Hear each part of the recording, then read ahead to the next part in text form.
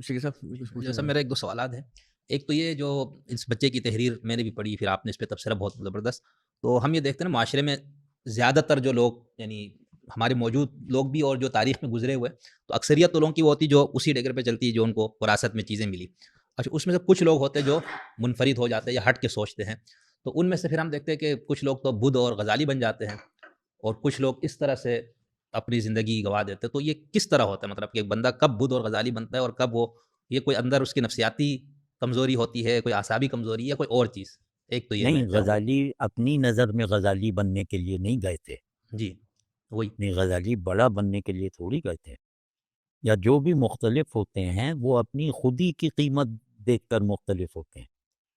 تو وہ جو ہے، ورنہ تو مزے میں رہیں، جو بھی غور چل رہی ہے اسی میں چلتے رہیں.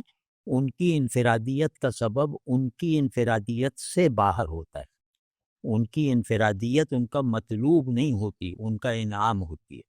پہلی بات تو یہ کہ منفرد ہونے کی جد و جہد کرنا ایک بہت بڑے اسکیل پر، یہ خود ایک گھٹیا بات ہے.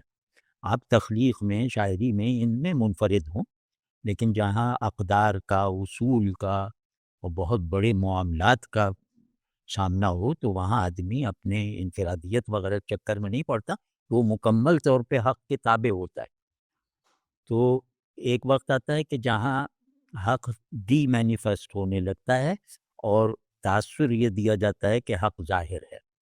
یعنی حق اتنا زیادہ ظاہر ہو جاتا ہے کہ اس کے ظہور کی پہچان گم ہو جاتی ہے. تو جیسے مثال طور پر مذہبی طبقات ہوتے ہیں، وہ خدا کو ڈھانپ لیتے ہیں خدا کے ذکر میں اور تذکرے میں شدت اور کثرت پیدا کر کے. ہر بات انشاءاللہ، ماشاء اللہ، سبحان اللہ جیسے کہے چلے جا رہے ہیں. اتنا امام غزالی نے ساری زندگی میں نہیں کہا ہوگا جتنا آج ایک وائز ایک مہینے میں انشاءاللہ سبحان اللہ کہہ دیتا ہے کہ نہیں؟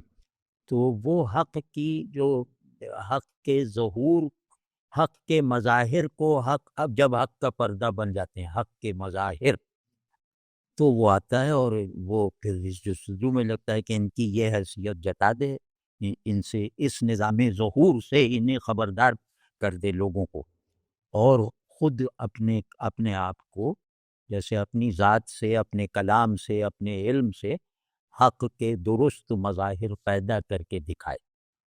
تو ایسا آدمی جب کامیاب ہوتا ہے تو خود اس کی شخصیت بھی حق کا ایک ویلڈ مظہر بن کے تاریخ میں زندہ رہتی ہے. لیکن یہ اس کا مقصود نہیں ہوتا. اس کا مقصود یہ ہوتا ہے کہ خدا کے ہونے کو لوگوں نے غیر سنجیدہ بنا دیا ہے.